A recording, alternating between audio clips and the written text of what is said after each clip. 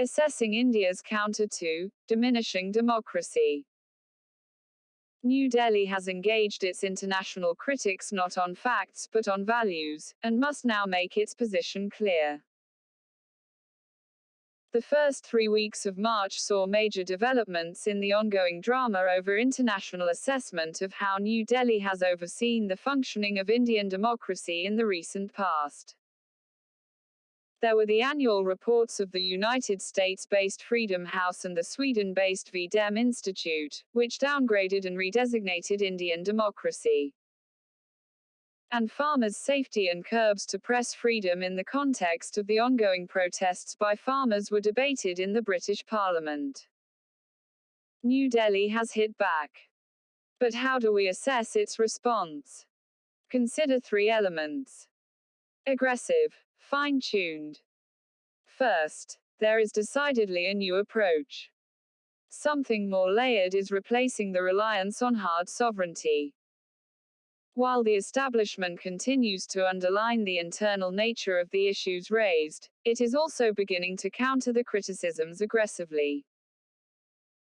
The strongest evidence of this yet came from a discussion in the Rajya Sabha, on March 15, 2021, on racism in the United Kingdom. It appeared to implicate everyone, from the royals to society at large, in systemic racism. India's External Affairs Minister S. Jaishankar noted the concern on behalf of the government and made the assurance that it would be taken up with the UK. Even as India would monitor these developments very, very closely.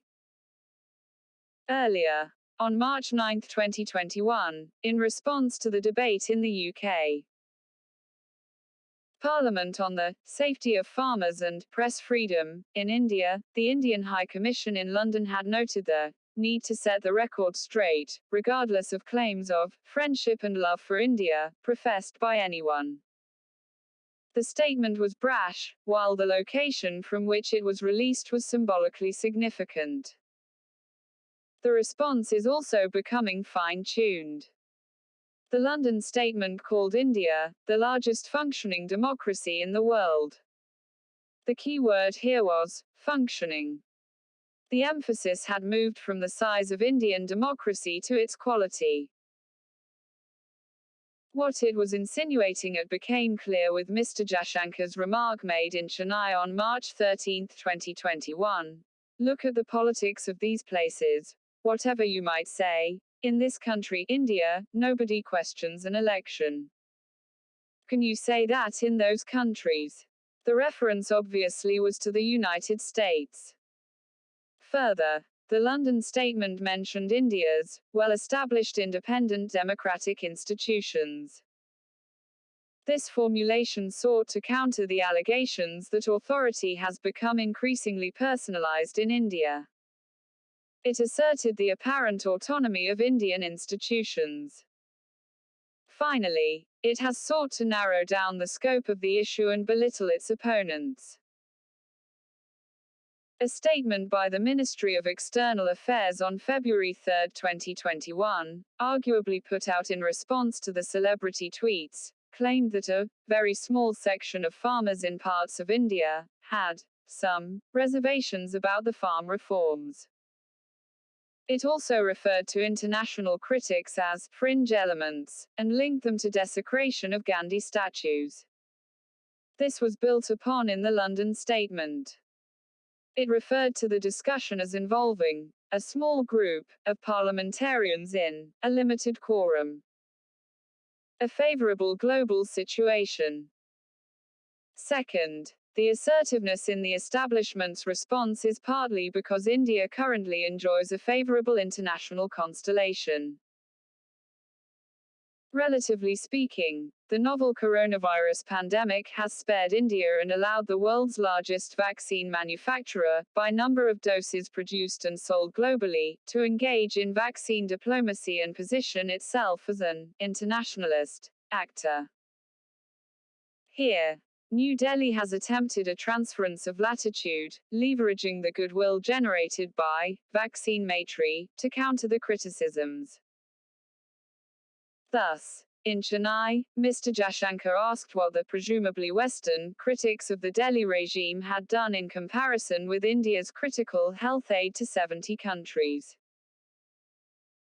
The fact that the Western countries have struggled to cope effectively with the pandemic and remain inconsistent as well as in Europe, divided in the governmental and medical responses, also makes India look coherent and functional.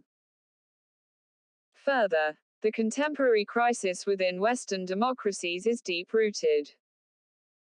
While it eludes resolution, the fact is that it has robbed Western governments of the reputational privilege and the moral right to criticize what they view as assaults on liberal democratic values.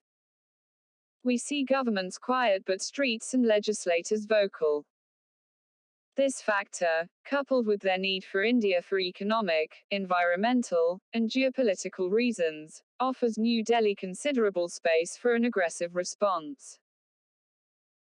Finally, the conservative allies in Western countries that New Delhi has likely cultivated have also helped it undercut international criticism.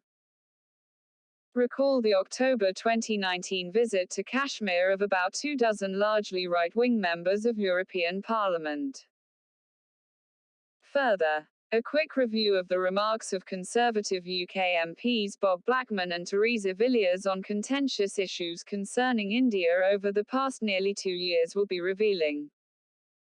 In fact, Ms. Villiers' statement during the UK parliamentary discussion in early March was remarkably understanding of New Delhi's position. Key question unanswered. Third, the question of the effectiveness of its response. How substantive is New Delhi's counter? In part, as Mr. Jashankar's remarks in Chennai showed, it has met facts with rhetoric. In addition, it has questioned the practice of Western institutions and civil society of judging and criticizing those political processes in non-Western democracies that do not match up to Western standards. The objection is useful insofar as it checks sorry remnants of Western cultural arrogance as well as knowledge imperialism. But it does not address the fundamental point of the critics, which is that human dignity and freedoms are universal and an assault on them anywhere is an assault on them everywhere. New Delhi was well within its rights to offer the sovereignty shrug and say it did not care. But it has engaged the critics, not on facts but on values. And now it must make its position clear. If it does not believe that these values apply to all human beings everywhere, regardless of the society and culture in which they find themselves, then it can state it unambiguously.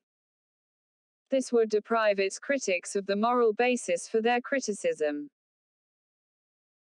At the Munich Security Conference in February last year, Mr. Jashankar argued that democracy and the West should not be equated, implying that there are different types of democracies. Fair point. But the minister did not pursue the thought fully. His South Korean counterpart did. Speaking after him, Minister of Foreign Affairs, Republic of Korea Kang Kyung-hwa said, "South Korea is West if you are going by values. Instead of talking about the West, let's talk about the values that we are trying to prove. This is an approach worth considering." For in order to effectively counter its critics, the establishment must first confront itself. Atul Mishra teaches international relations at Shiv Nadar University. The views expressed are personal.